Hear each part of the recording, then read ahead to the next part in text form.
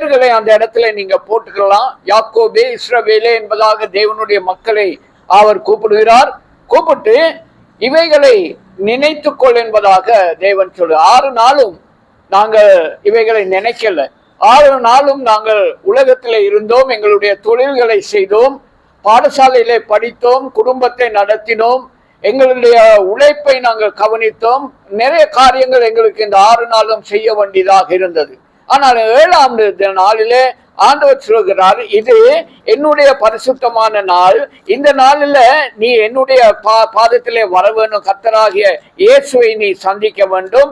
ஆனபடினால நீ இங்கே தான் வந்து நீ அமர்ந்திருக்கும் பொழுது நான் உன்னோடு பேச வேண்டும். இது என்னுடைய நாள், பரிசுத்த ஓய்வு நாளில் உனக்கு இஷ்டமானதை நீ செய்யக்கூடாது. உன்னுடைய கால்களை அதற்கு விலக்கி விட வேண்டும். உன்னுடைய வழிகளின்படி நடக்கக்கூடாது. உனக்கு இஷ்டமானதை செய்யக்கூடாது. உன்னுடைய சொந்த பேச்சை நீ பேசக்கூடாது.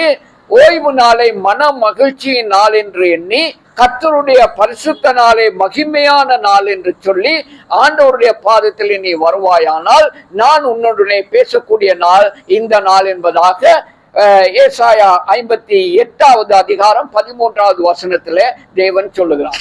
ஆகவே அருமையான தேவனுடைய பிள்ளைகளே, இந்த நாளில நாங்க எங்களுடைய சொந்த விதமான ஒரு காரியத்தையும் செய்யக்கூடாது என்பது தேவனுடைய கட்டளையாக இருக்கிறது. அது கட்டளை. இது நீங்க நினைத்தீங்கன்னா செய்யுங்க, உங்களுக்கு முடியுமுன்னா செய்யுங்க அப்படின்னு சொல்லி எங்களிடத்துல கேட்க இல்லை. தேவ கட்டளை என்று சொன்னால் தேவ கட்டளை தான், அவ்வளவுதான். அந்த கட்டளைக்கு நாங்க கீழ்ப்படியாவிட்டால் அதற்கு வேண்டியதான காரியங்களை தேவன் அந்த நாளிலே எங்களுக்கு பார்த்து கொள்வார். அல்லேலூயா.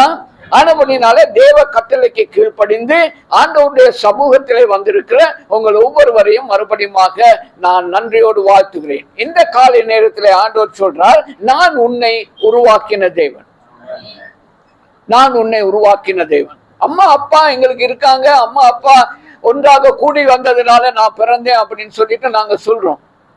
ஆனா ஆண்டவர் சொல்லுகிறார், அந்த தாயின் கற்பத்திலே உன்னுடைய கரு உருவாகும் பொழுது நான் அதை கவனித்துக் கொண்டிருந்தேன். நான் உன்னுடைய தாயின் கற்பத்திலே உன்னை உருவாக்கினேன், உன்னை தாங்கினேன், ஏந்தினேன், சுமந்தேன், தப்புவித்தேன். இந்த உலகத்துக்குள்ளே கொண்டு வந்தது நான். ஆகவே ஆண்டவர் சொல்லுகிறார், நீ என்னுடைய தாசன், நீ என்னுடைய தாசன். உலகத்துக்கோ பிசாசுக்கோ யாருக்கோ நீ சொந்தம் அல்ல. உன்னுடைய பெற்றோருக்கு கூட நீ சொந்தம் அல்ல. இதுதான் தேவனுடைய வார்த்தை. யோவான் 1:12 அழகாக அந்த வார்த்தையை நாங்க வாசிக்கக்கூடியதாக இருக்கிறது. நாங்க யாருக்கு சொந்தமான தேவனுடைய பிள்ளைகள் என்பதாக யோவான் 1:12 நாங்கள் வாசிக்கிறோம். பாருங்க. அவருடைய நாமத்தின் விசுவாசம் உள்ளவர்களாய் அவரை ஏற்றுக்கொண்டவர்கள் எத்தனை பேர்களோ அத்தனை பேர்களும் தேவனுடைய பிள்ளைகளாகும்படி அவர்களுக்கு அதிகாரம் கொடுத்தார். அவர்கள்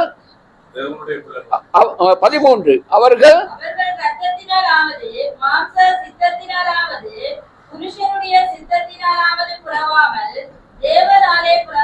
ஆமென். இதுதான் நான் சொன்னேன். நாங்க எங்க பெற்றோருக்கு கூட சொந்தமானவர்கள் அல்ல.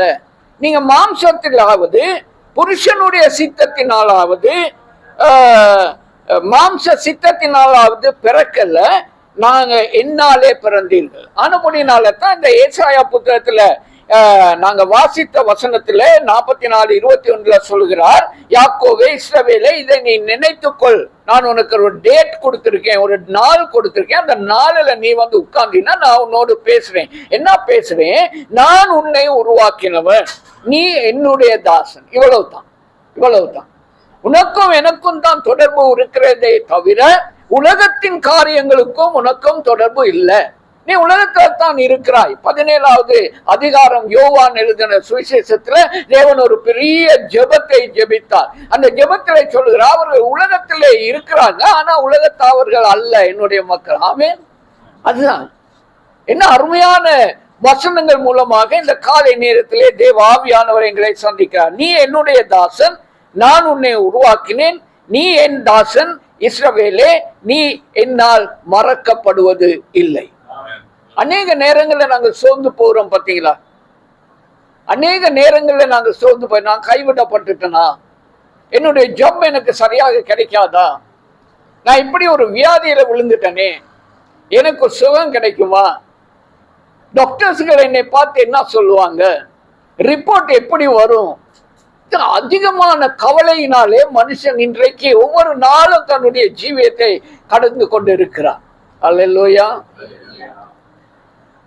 அநேக வருஷங்களுக்கு முன்பதாக நான் ஊழியத்துக்காக புறப்பட்டு காலிக்கு போய்கொண்டிருக்கும் பொழுது என்னுடைய மனைவியோடு பெரிய பேக்குகளையும் தூக்கி கொண்டு நாங்கள் காலிக்கு போனோம்னா ஒரு கிழமை 2 கிழமை அந்த இடத்துல ஊழியம் செய்வோம். போய்கொண்டு இருக்கும் பொழுது பெட்ரோவில் வைத்து பஸ்ஸில் டிக்கெட் எடுத்துட்டேன். டிக்கெட் எடுத்து ஏறி நாங்கள் உட்கார்ந்துட்டோம். காலி பஸ் ஸ்டார்ட் பண்ணிருச்சு. நாங்கள் போய்கொண்டு இருக்கும் பொழுது கோல்ஃபேஸுக்கு போகக்குள்ள எனக்கு ஒரு மாதிரி நெஞ்செல்லாம் அரிக்குது, சொரியுது. உள்ளுக்கு கையை போட்டு எப்படி சொரிக்கிறது, சரியான கஷ்டமா இருக்கு, அரிக்குது. பக்கத்துல வைஃப் உட்கார்ந்துட்டு இருக்காங்க. அவங்க கொஞ்சம் ஒரு மாதிரி, மகனுக்கு தெரியும், பாஸ்டருக்கு தெரியும், கொஞ்சம் அப்படின்னா தட்டு மாறிடுவாங்க. என்ன என்ன என்ன அதனால நான் பேசாம வந்து கொண்டே இருந்தேன். கோல்ஃபேஸ் தாண்டக்குள்ள எனக்கு தெரியுது சரியான அரிப்பு, சரியான அரிக்குது உள்ளுக்கு. ஆனப்படினால நான் எந்த நேரமும் என்னுடைய பேக் இருக்கும், அதில் எல்லாம் வீட்டில் சாமான்கள் எல்லாம் இருக்கும். உங்களுக்கு வேணும்னாலும் நான் கொஞ்சம் தரலாம். அதில் டைஜின் 2 எடுத்து நான் போட்டுக்கிட்டேன். போட்டுக்கொண்டு இருக்கக்குள்ள முதல்ல கேட்டாங்க, என்ன செய்றீங்க? இல்லை சும்மா டைஜின். ஏன் டைஜின்? இதெல்லாம் கேட்பாங்க. உங்களுக்கும் அந்த அனுபவங்கள் இருக்கும்.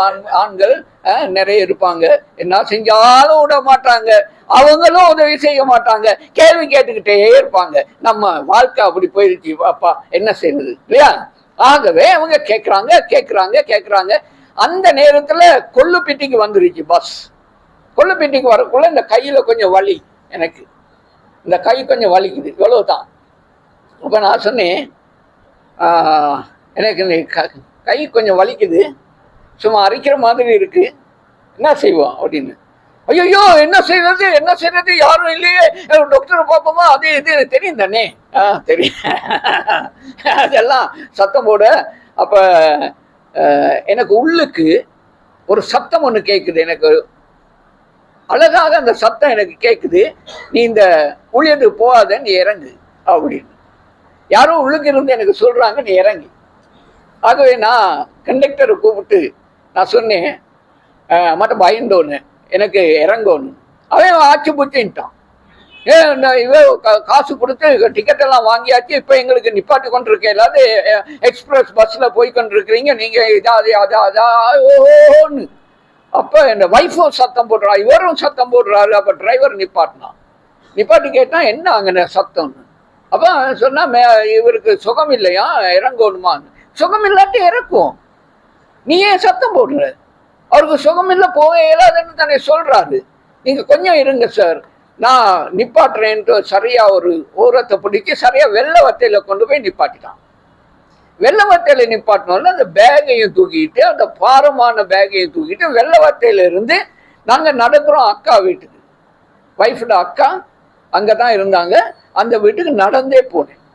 நடந்தே போயிட்டு, எனக்கு சாப்பிட வேணாம், எனக்கு ஒரு மாதிரி இருக்கு, நாங்கள் போகிறோம். நாங்கள் நீர்கொழும்புல இருக்கிறோம் எங்களுடைய வீட்டுக்கு. ஆகவே திரும்ப பஸ் பிடிச்சி அதுகள் எல்லாத்தையும் தூக்கி காவிக்கிட்டு வீட்டுக்கு போயிட்டோம். வீட்டுக்கு போயிட்டு நான் சாப்பிட்டேன், குடித்தேன், எல்லாம் செஞ்சேன். அடுத்த நாள் காலையில் நான் போகிறேன் ஒரு டாக்டர்கிட்ட, எங்களுடைய நல்ல நண்பர் அங்கே தான் இருக்காங்க, அவர்களுக்கிட்ட போகிறேன்.